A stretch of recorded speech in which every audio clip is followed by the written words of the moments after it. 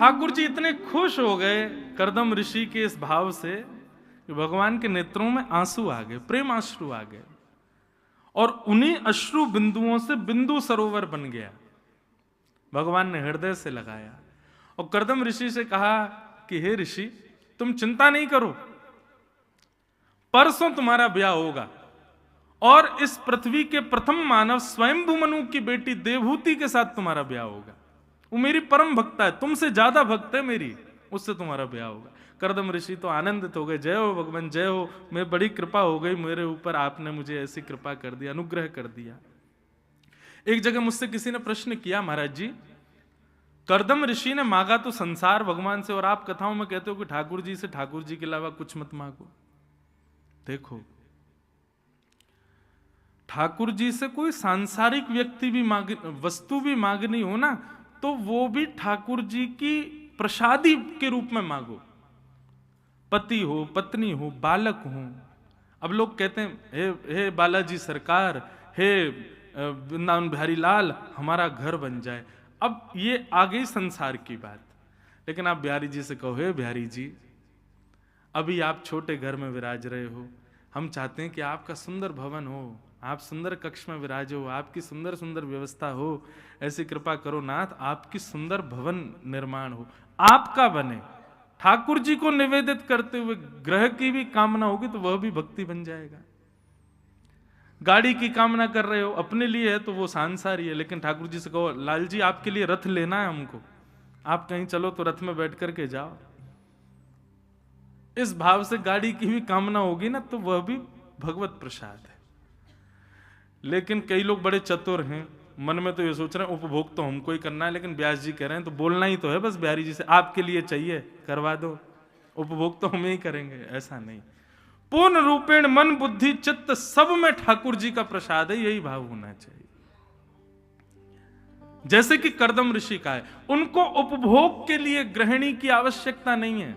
ठाकुर जी आपकी भक्ति में कर पाऊं, आपकी भक्ति और श्रेष्ठता से मेरे ग्रह में हो, इसके लिए मुझे एक श्रेष्ठ भक्त पत्नी प्रदान करो। भगवान ने कह दिया करदम ऋषि की पुत्री स्वयंभू मनु की पुत्री देवहूति के साथ आपका ब्याह होगा। ये तो आपने वरदान मांगा था, हमने आपको दे दिया, पर आपके वरदान, आपके तपस्या से हम इतने प्रसन्न हैं, एक वरदान हम और देना चाहते हैं। करदम ऋषि बोले क्या? बोले आपको हमारी भक्त पत्नी प्राप्त होगी, और दूसरा वरदान हम अपनी तरफ से दे रहे हैं कि आपके घर संतान बन के मैं ही आऊंगा, आपके घर संतान के रूप में मेरा आगमन होगा। आहा, करदम ऋषि की तो आनंद का ठिकाना नहीं, नाचने लगे महाराज, ठाकुर जी की भुजा उठा करके नृत्य करने लगे, जय जय आपने बड़ी कृपा की भगवान। आहा, बंधुओं ये निश्चित मानिए, जब वैष्णव पत्नी और वैष्णव पति होते हैं, दोनों मिलकर के भगवत सेवा और भगवत भाव रखते हैं, ऐसे कुल में ठाकुर जी आते हैं, ठाकुर जी कृपा करते हैं। वो ठाकुर जी का अंश ही बालक के रूप में आया है। करदम ऋषि का विवाह देवहूति जी के साथ में हुआ, और देवहूति जी से विवाह हुआ। फिर ऐसी कथा आती है कि करदम ऋषि देवहूति के रूप को देखने लगे, और देखते देखते महाराज उनकी 60 वर्ष की समाधि लग गई। करदम ब्याह होते ही पतिदेव समाधि में चले गए, दूल्हे राजा समाधि में चले गए, और 60 वर्ष की समाधि में गए। समाधि के पश्चात जब नेत्र खुले तो सामने देखा एक वयोवृद्ध माता जी बैठी हैं। करदम ऋषि ने प्रणाम किया, जय हो मेरी मैया, हमारी पत्नी अभी अभी ब्याह हुआ था, आपने देखा? मैया ने उल्टा प्रणाम किया, बोले मैं ही हूं आपकी पत्नी। बोले आप तो वृद्ध हो गई। बोले अब आप 60 वर्ष की समाधि में जाओगे तो हम क्या ऐसी बैठी रहेंगी? करदम ऋषि तपस्वी हैं, इसलिए उनके तन पर कोई असर नहीं होता है, वे यथावत जैसे थे वैसे ही हैं। आज भी वृंदावन में बंधु ऐसे कई संत हैं, आप स्पर्श तो देखो नहीं करना, पर उनकी त्वचा ऐसी है जैसे छोटे बालक की। वो भजन करते हैं, उनका मुखाकृति भले ही उनके दाढ़ी होगी, जटाएं होंगी, उनका रूप ऐसा होगा, पर उनको देख करके कभी लगेगा ही नहीं कि ये सांसारी व्यक्ति है। ऐसा लगेगा नन्ना कोई बालक हो। अभी हमारे घर कथा थी, पूज्य श्री रामभद्राचार्य जी महाराज, परम पूजनीय श्री रामभद्राचार्य जी महाराज, इतना सरल सहज स्वभाव। महाराज जी इतने ऊंची पदवी पर हैं, इतने ज्ञान का भंडार, इतने विद्वान, थ्रू आउट संस्कृत बोलते हैं, 2 मिनट में संस्कृत में श्लोक बना देते, इतनी विद्वत्ता, लेकिन इतने सरल सहज स्वभाव महाराज जी का। उनको देख के ऐसा लगता कोई छोटा बालक है क्या। कथा में जाने से पहले एक दिन, अब महाराज जी दिव्य चक्षु हैं, नेत्रों से देख नहीं पाते, तो बालक उनके संग रहने वाले तिलक लगाते थे उनके, तो मैं वहीं रहता था। तो नाम जप उनका चलता रहता, 2 लाख नाम रोज करते। नाम जप करके जब तिलक पूर्ण हुआ तो मुझसे बोले, इंद्रेश, और फिर मैंने कहा हाँ महाराज जी। तो अपने गाल पे हाथ रख के बोले, मैं क्यूट लग रहा हूं ना। मैंने, महाराज जी बहुत बढ़िया लग रहे हो आप बहुत प्यारे लग रहे हो। और उनके तन का स्पर्श जब हम करते, हाथ का, मुख का, चरण, तो बिल्कुल ऐसा जैसे बहुत नन्हे बालक की कोमल त्वचा होती है, ऐसी। ये सब भजन का प्रताप है कि युग और समय का क्रम हमारे शरीर पर लगता नहीं है। हम जितने ज्यादा सांसारी होंगे उतने ज्यादा संसारी दिखने लगेंगे, हमारे रूप में भी दिखने लगेगा कि बहुत संसारी व्यक्ति है। तो करदम ऋषि ने देखा कि वृद्ध मैया बैठी हैं। करदम ऋषि ने कहा, देवी आपने अपना संपूर्ण युवावस्था हमारी सेवा में निकाल दी, हम 60 वर्ष तक समाधि में रहे, आपने हमारी इतनी सेवा की। अरे आप चाहती तो अपने पिता के पास चली जाती, कहीं और ब्याह कर लेती, लेकिन आपने हमारा त्याग नहीं किया, हम बड़े प्रसन्न हैं, बताओ हम आपको क्या दें। देवूती माता बोली, अब वृद्धावस्था में क्या देंगे आप। तब करदम ऋषि ने एक विमान बनाया जिसका नाम कामग विमान, और बिंदु सरोवर में स्नान कराते ही देवूती माता पुनश्च युवा हो गईं और उनके साथ कामग विमान में अनंत वर्षों तक भ्रमण किया। भ्रमण के पश्चात जब आए तो 9 पुत्रियों ने जन्म लिया। इन्हीं को ही नवदा भक्ति कहते हैं। श्रवणम कीर्तनम विष्णु स्मरणम पाद सेवनम अर्चनम वंदनम दास्यम सख्य आत्मनिवेदनम। ये 9 भक्ति। सब लोग इधर देखो, ध्यान से सुनो। अच्छा, इनके नाम 9 भक्ति, करदम ऋषि की 9 भक्ति हुई ऐसा नहीं है, पर इनको नवदा भक्ति इसलिए कहा गया क्योंकि पहले ये 9 पुत्री हुई, उसके बाद 10वीं संतान के रूप में भगवान पधारे। इसलिए वैष्णव जन कहते हैं कि जब तक 9 भक्ति जीवन में नहीं आएंगी तब तक ठाकुर जी नहीं आएंगे। पहले नवदा भक्ति का आना बहुत जरूरी है। मैंने एक दिन कथा में कहा था कि मैं नवदा भक्ति पर कुछ प्रकाश डालूंगा। मैं सप्ताह पूरी नवदा भक्ति पर 2-3 बार कर चुका हूं, पर अब विस्तार से तो बहुत जल्दी नहीं बोल पाऊंगा, लेकिन थोड़ा थोड़ा कहें। सबसे पहले श्रवणम, ठाकुर जी की कथा में रुचि बनाना बहुत आवश्यक है। माफ कीजिएगा, आप सेवा खूब करते हो, आप श्रृंगार खूब करते हो, आप नामजप खूब करते हो, लेकिन कथा में आते ही आपको सुस्ती आ रही है, कथा में आते ही आपको बेचैनी हो रही है, मन मचल रहा है, तो अभी भक्ति पुष्ट नहीं है।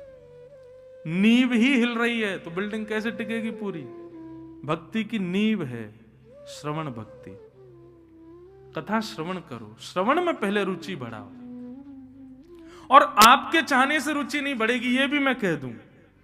आप सोचो कि मैं पानी पी पी करके, चाय पी पी करके और इलायची खा खा करके खुद को जगाता रहूं, बगल वाले से बोल दो नोचते रहना मुझे, मेरी आंख खुलती रहे, इनसे काम नहीं चलेगा। मुझे तो सब दिखता है ना, और ये तो इतना बढ़िया पंडाल है महाराज, श्रोता ऊपर बैठे, व्यास जी नीचे बैठे, अद्भुत है ये। तो यहां तो मुझे और स्पष्ट दिख जाते हैं लोग बाग, लेकिन इससे काम नहीं चलेगा। ऐसे नहीं उठना है, ऐसे मन नहीं लगाना है कथा में। कथा में मन लगने का मतलब है कि बिना अनायास ही आपका मन लग जाए, और ये निश्चित है आपके चाहने से नहीं होगा। ये भी श्री जी की कृपा होगी तो ही हो पाएगा। श्री जी का मन होगा कि हाँ ये हमारी भक्ति में आए, तो ही कथा में आपकी रुचि बढ़ेगी, नहीं तो नहीं बढ़ पाएगी। आपकी सेवा में बढ़ जाएगी, श्रृंगार में बढ़ जाएगी, भोग में बढ़ जाएगी, नाम जप में बढ़ जाएगी, पर कथा में और वह भी जो सेवा में रुचि बन रही है ना आपकी, उसमें भी त्रुटियां बनेंगी अगर कथा में रुचि नहीं है तो। इसलिए सबसे पहली भक्ति श्रवण भक्ति, श्रवण में मन लगे। अब आप कहेंगे महाराज जी तो फिर श्री जी को कैसे रिझाएं कि हमारा मन, उसके लिए बिना महत पाद रजोभिषेकम, संत जनों को जितना हो सके दंडवत प्रणाम करो, दूर से ही करो, उन्हीं को वंदन करो, उनकी कृपा से ही। गोस्वामी तुलसीदास जी कहते हैं, श्री गुरु चरण सरोज रज निज मन मुकुर सुधार, वर्णौ रघुवर विमल यश जोदायक फल चार। गोस्वामी जी कह रहे हैं मैं राघव जी का यश लिख पा रहा हूं, इसमें किसकी कृपा है? बोले श्री गुरु चरण सरोज रज, गुरुजनों के चरण रज का ये प्रभाव है। तो श्रवण में रुचि चाहिए तो संतों को प्रणाम करो, वैष्णवों को प्रणाम करो। तो श्रवणम। दूसरी भक्ति कीर्तन, ठाकुर जी का मधुर कीर्तन करो। कीर्तन का मतलब क्या है? जहां गाते गाते गाते आप तन की स्थिति से ऊपर उठ जाओ। वाग गदगदा द्रवते यस्य चित्तम रुदत्त भिक्षणम हसति क्वचिच्च विलज्ज उद्गायत नृत्यते च मदभक्ति युक्तो भुवनम पुनातु। कहते हैं कीर्तन कैसे होना चाहिए? बोले वाणी गदगद हो जाए, गाते गाते गाते कंठ भर जाए। वाग गदगदा द्रवते यस्य चित्तम, हृदय द्रवित हो जाए। रुदत्य भिक्षणम, नेत्रों से अनायास अश्रु गिरने लग जाएं। हसती क्वचिच्च, नेत्रों में आंसू लेकिन मुख पर प्रसन्नता दिख रही हो। और विलज्ज उद्गायत नृत्यते च, लज्जा रहित होकर के भुजा उठा करके बस नाचने लगे। मद भक्ति युक्तो भुवनम पुनातु, ठाकुर जी कहते हैं वो मेरा भक्त है, वो मेरा वैष्णव है, उसके चरण छू लिए ना तो आपके सारे पाप नष्ट हो जाएंगे। ऐसी स्थिति में जो पहुंच जाए वो कीर्तन है। तो पहली भक्ति श्रवण, दूसरी कीर्तन। अब देखो एक बात कहें, संसार के लोगों की दृष्टि में ये जो स्थिति मैंने अभी बताई, ऐसी स्थिति में कोई होगा तो उसको हम पागल कहेंगे, कहेंगे कि नहीं? पागल है भैया जी तो। लेकिन ठाकुर जी कह रहे हैं मद भक्ति युक्तो, वो मेरी भक्ति से युक्त है। श्रवणम कीर्तनम विष्णु, और फिर तीसरा आता है स्मरणम। नेत्र बंद करके ठाकुर जी का स्मरण करो। एक प्रैक्टिकल कीजिएगा बंधुओं, बिहारी जी के दर्शन करो और दर्शन करके तुरंत मंदिर से बाहर आओ। और पहले तो आप कर ही नहीं पाओगे, क्यों? ठाकुर जी दिखेंगे ही नहीं, कुछ और ही दिखेगा। लेकिन श्रवण भक्ति अगर श्रेष्ठ होगी, कीर्तन भक्ति श्रेष्ठ होगी, तो स्मरण भक्ति अपने आप पुष्ट हो जाएगी। ये क्लासेस हैं, फर्स्ट पास आउट करोगे तो सेकंड में पहुंचोगे, सेकंड पास आउट होगा तब थर्ड में पहुंचोगे। तो श्रवणम कीर्तनम विष्णु, स्मरणम, और फिर चौथा आता है पाद सेवनम, ठाकुर जी की सेवा। अभी क्या हो गया है, लोगों ने ये तीन भक्ति के सोपान तो चढ़े नहीं, सीधे पांचवी पे, चौथे पे आ गए, पाद सेवनम, ठाकुर जी की सेवा।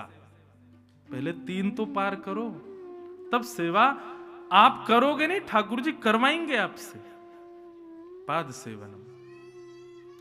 पांचवी भक्ति अर्चनम, ठाकुर जी की अर्चना करो। कभी सुंदर पुष्प के हार पहनाओ, कभी ठाकुर जी को तुलसी हार धराओ, और कुछ भी नहीं है तो भाव से श्रृंगार करो ठाकुर जी का, सुंदर सुंदर भाव धारण कराओ। तो श्रवणम कीर्तनम विष्णु, स्मरणम पाद सेवनम, अर्चनम, और फिर आता है वंदनम। वंदनम भक्ति का मतलब क्या है? ठाकुर जी की वंदना करो, जैसे ध्रुव ने की, प्रहलाद ने की, जयदेव ने की, मीराबाई ने की, सूरदास ने की, ऐसे ठाकुर जी की वंदना करो। अगली भक्ति आती है श्रवणम कीर्तनम विष्णु, स्मरणम पाद सेवनम, अर्चनम, वंदनम, और फिर आएगा दास्यम। ठाकुर जी के दास बन जाओ। दास्यत्व का मतलब क्या है? तुम तज कहीं अनत ना जाऊं। एक हमारे ब्रज के अनन्य भक्त हुए मदन मोहन सूरदास, क्या नाम था? मदन मोहन सूरदास जी का एक पद है, बहुत सुंदर पद है, आज ही मैं पढ़ रहा था, अचानक मुझे याद आया। क्या कहते हैं मदन मोहन सूरदास? कथा क्रम ऐसे है, देखो अभी नंदोत्सव खूब जोरदार से होगा, लेकिन उससे पहले अभी कथा सुनो भाव से। मदन मोहन सूरदास जी का भाव ऐसा था कि उत्तर प्रदेश में एक स्थान है संडीला, वहां के वे एक सिपाही जैसे थे। जैसे अकबर राजा था भारत का, तो उसने जगह जगह अपने प्रतिनिधि छोड़ रखे थे। तो संडीले स्थान के प्रतिनिधि के रूप में मदन मोहन सूरदास जी थे। बहुत ध्यान से सुनो। तो मदन मोहन सूरदास जी साल भर में जितना टैक्स इकट्ठा होता था ले जा करके अकबर को जमा कराते थे। लेकिन अब की बार इन्होंने क्या किया,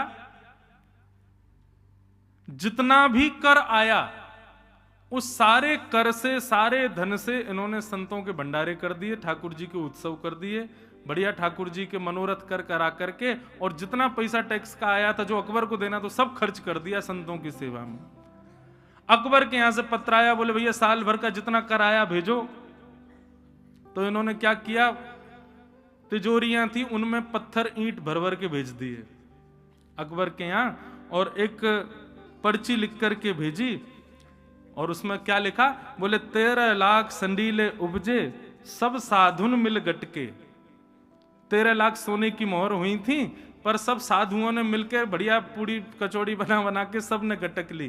13 लाख संडीले उपजे सब साधुन मिल गटके, मदन मोहन सूरदास आधी रात वृंदावन को सटके। सब छोड़ छाड़ के वृंदावन भगे आए।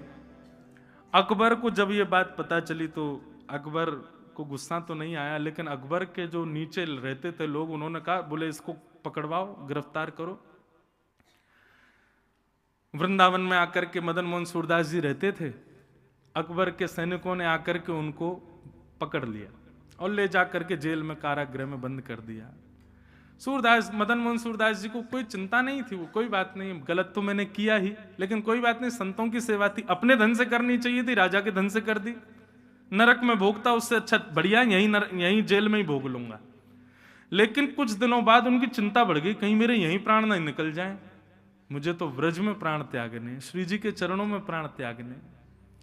अकबर से उन्होंने प्रार्थना की तो अकबर ने उनको मुक्त कर दिया।